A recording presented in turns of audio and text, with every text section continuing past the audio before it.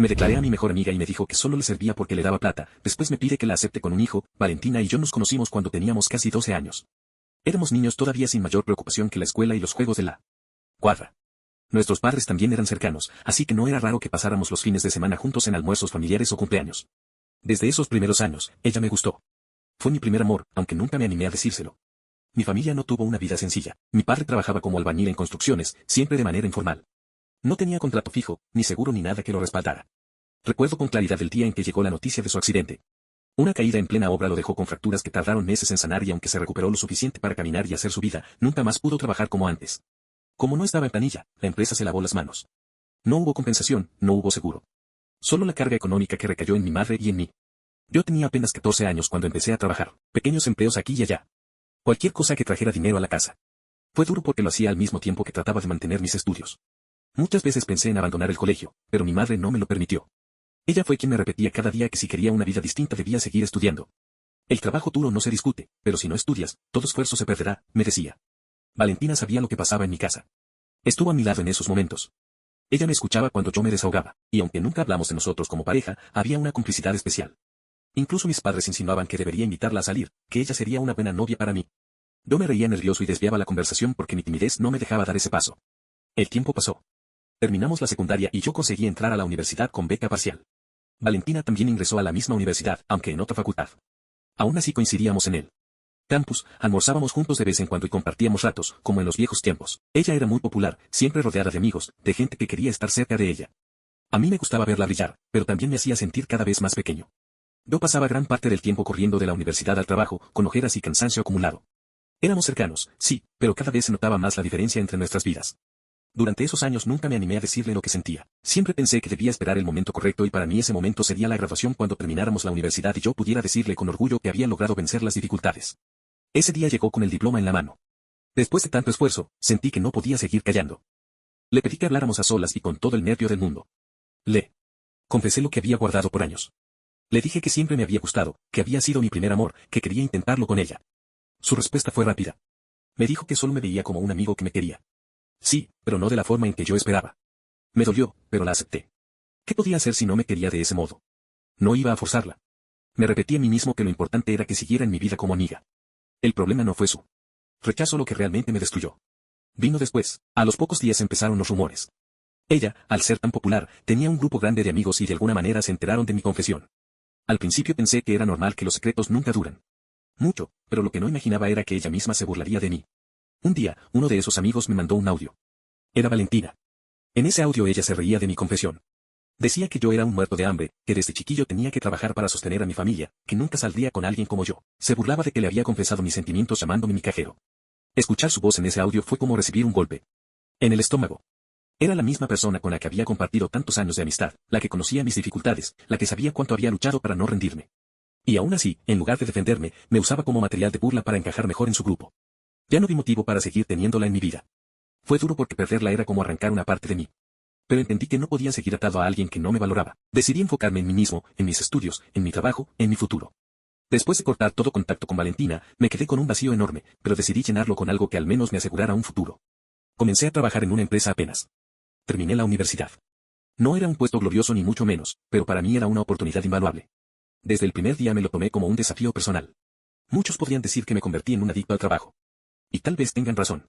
No había semana en la que no aceptara horas extras. No había curso interno que dejara pasar. No había proyecto que rechazara aunque me costara fines de semana. No tenía vida social como otros de mi edad. Mientras muchos de mis compañeros celebraban, yo estaba frente a una computadora con carpetas en la mano, aprendiendo a pulir informes, a liderar pequeños equipos, a negociar con clientes. 5 años de ese ritmo forjaron un carácter que yo mismo desconocía. Mi esfuerzo fue reconocido y me ascendieron 2 veces. No hablo de millones, no soy rico, pero llegué a un puesto estable, con buen sueldo, con un respeto que me gané a pulso, lo suficiente para independizarme, alquilar mi propio lugar y lo más importante, darles a mis padres lo que siempre soñé. Darles poder invitar a mi madre a un restaurante y verla disfrutar sin mirar precios fue un lujo que me supo a gloria. No somos millonarios, pero vivimos con dignidad y ya nada nos falta. Yo mismo me sentía distinto. Ya no era aquel muchacho tímido y acomplejado por la burla de sus compañeros. Había construido mi vida con mis propias manos y lo había hecho sin pedir favores. Con el tiempo también encontré pareja, una mujer maravillosa con la que no solo comparto proyectos sino también valores. Con ella he pensado seriamente en casarme muy pronto. Quiero dar ese paso. Fue en ese contexto cuando ocurrió algo inesperado. Mi padre, en una salida cualquiera, se reencontró con el padre de Valentina. Me lo contó una tarde mientras cenábamos. Se habían puesto al día como viejos conocidos y él lo invitó a un almuerzo familiar. Quería revivir esos tiempos en que las familias eran cercanas. Yo, por dentro, tenía claro que Valentina era parte de un pasado que prefería mantener cerrado, pero mis padres me pidieron que los acompañara. Querían que fuera como en los viejos tiempos y además, según ellos, no había nada de malo en compartir una comida. Ya no vivía con ellos, ya no era aquel muchacho que sentía que debía demostrar algo. Tenía claro lo que valía y quién era, así que acepté. El día del almuerzo llegamos a la casa de los padres de Valentina. Hablamos de los años que habían pasado, de los hijos de la vida en general. Fue en medio de esa charla cuando el padre de Valentina, con un gesto entre resignado y triste, comenzó a hablar de su hija. Nos contó que las cosas no habían sido fáciles con ella, que había tomado malas decisiones, que había caído en malas compañías, que había tenido decepciones amorosas. Incluso mencionó que tenía un hijo pequeño al que en gran parte ellos, los abuelos, estaban criando. Lo dijo con esa mezcla de amor y cansancio de quien ya no sabe cómo enderezar el rumbo de alguien querido. Yo escuchaba en silencio, no sentía rencor, solo una extraña distancia, como si hablaran de una persona que ya no conocía. El padre de Valentina incluso comentó que en su momento hubiera sido bonito que ella y yo hubiéramos estado juntos. Mis padres sonrieron y yo también, aunque más por cortesía que por convicción. Al cabo de un rato, Valentina apareció. No la había visto en años y el cambio era evidente. Se sorprendió al verme. Se quedó congelada por unos segundos y luego me saludó con un gesto nervioso. Durante un rato trató de mantenerse en la conversación familiar, pero era evidente que estaba inquieta.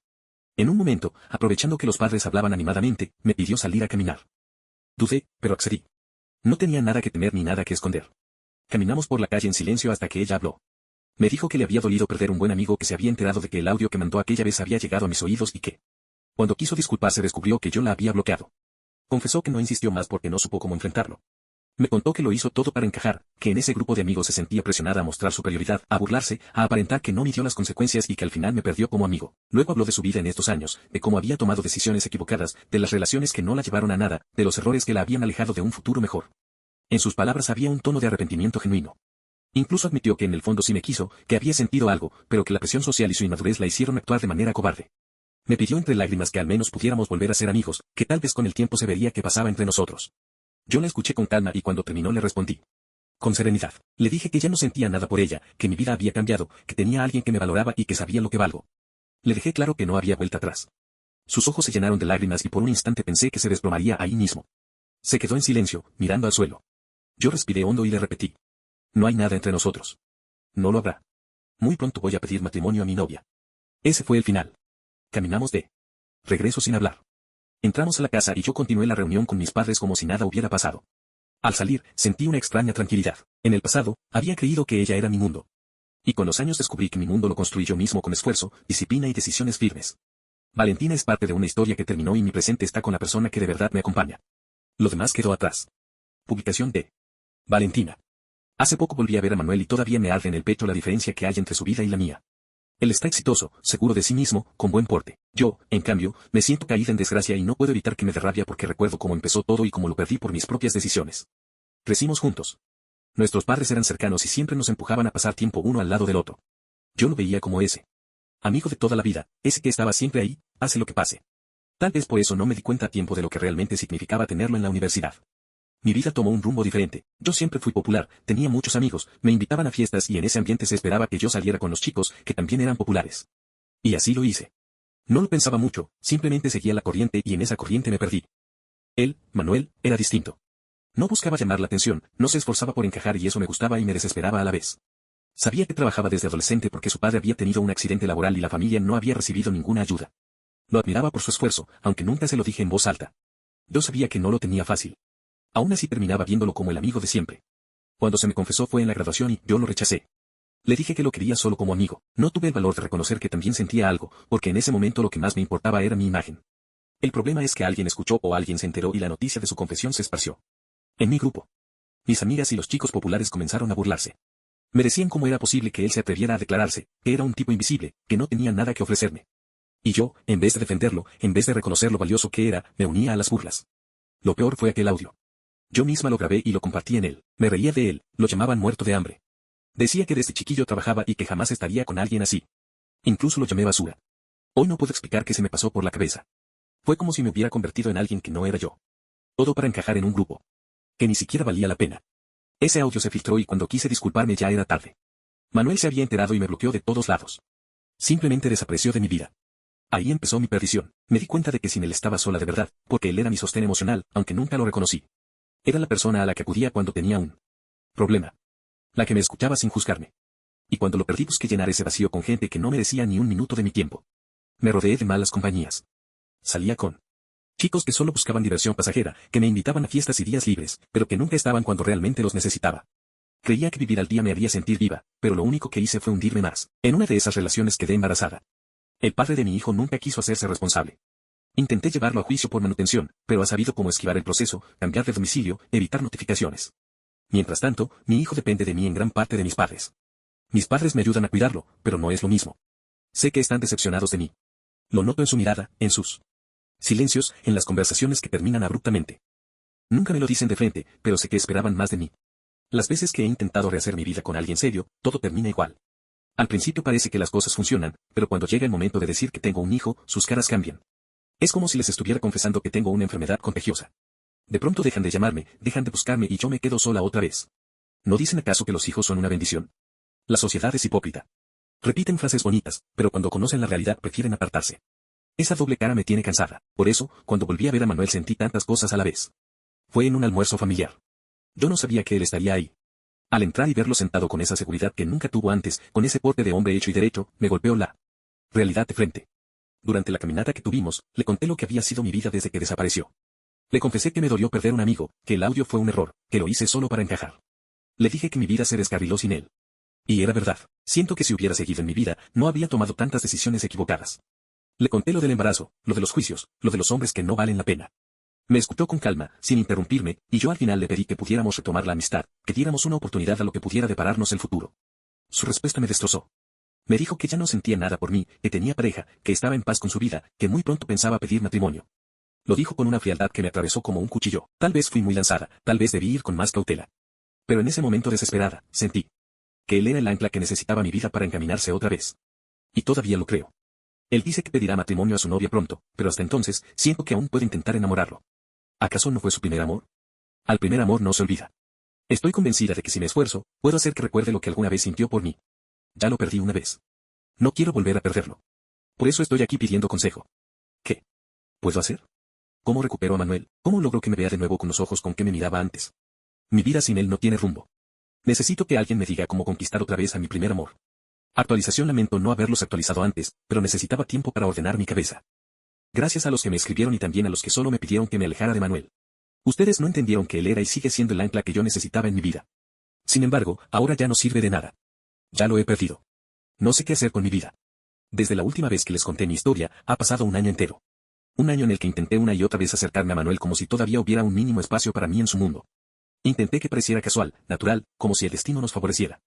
Pero no soy ingenua. Él se daba cuenta de que lo buscaba a propósito. Algunas veces lo ignoró con educación, otras me saludó con frialdad. Hubo un día que me dolió más que todos. Fue cuando lo vi con su novia. Y debo admitirlo, ella es muy guapa. Pero lo que más me sorprendió fue otra cosa. Se parece a mí, o al menos a lo que yo fui en mi mejor momento. Ese parecido me desarmó. No puede ser coincidencia, pensé. Y sí, en el fondo aún me recuerda. Y sí, la eligió porque le recuerda a mí. Me acerqué, me presenté. Ella se mostró amable, aunque noté en su rostro cierta incomodidad. Y lo entiendo. ¿Quién no se sentiría incómodo al ver a la ex, la mejor amiga, aquella que alguna vez estuvo tan cerca de tu pareja? Pero yo no lo vi de esa manera. En ese instante lo vi como una señal, como si todavía hubiera un vínculo invisible entre Manuel y yo. Lo que pasó después fue la realidad, cayendo con todo su peso. Manuel me llevó a un lado con gesto serio. Su voz fue tranquila, pero dura. Me dijo que no siguiera buscándolo más, que no sabía qué pretendía con mis encuentros casuales, pero que lo mejor para todos era que yo tomara distancia, que no quería problemas para mí ni para él, que ese capítulo estaba cerrado. En ese momento sentí que me quedaba sin aire. Quise insistir. Quise explicarle que sin él no podía levantarme, que mi vida había sido un desastre desde que lo rechacé, que necesitaba una segunda oportunidad. Pero no me dejó. Se alejó y regresó con su novia como si nada hubiera pasado. Yo seguí insistiendo durante semanas. Busqué nuevos pretextos, nuevas maneras de cruzarme con él. Pero esta vez fue diferente. Él habló con mis padres, les contó lo que estaba pasando y ellos, cansados de mis errores, me pidieron que por favor no los decepcionara más. Fue la primera vez que vi en sus ojos un hartazgo tan claro. No solo estaban decepcionados por mi vida, por mis malas decisiones, por el nieto que en gran parte están criando. También estaban cansados de verme arrastrarme detrás de alguien que ya me había dicho que no solo por ellos. Dejé de buscarlo por respeto, porque no quiero que mis padres me den la espalda, porque sin ellos no tendría nada. Pero dentro de mí esa llama no se apagó. No puedo dejar de pensar que mi vida no puede resurgir sin él. Sé que todos dirán que exagero, que debería enfocarme en mi hijo, en trabajar, en levantarme, y lo he intentado. He buscado empleos, he intentado estudiar de nuevo, he tratado de salir con otras personas, pero cada intento se siente vacío, sin sentido. Como si todo lo que haga fuera solo un parche mientras mi herida sigue abierta. Muchos me dirán que ya es tarde y probablemente tengan razón. Otros dirán que debo aprender a soltar. Y también puede ser verdad, pero lo cierto es que no sé cómo hacerlo. Para mí, Manuel no es solo un recuerdo de juventud, es la representación de lo que dejé escapar, del error más grande de mi vida. Comenta qué piensas de la historia en los comentarios, sígueme.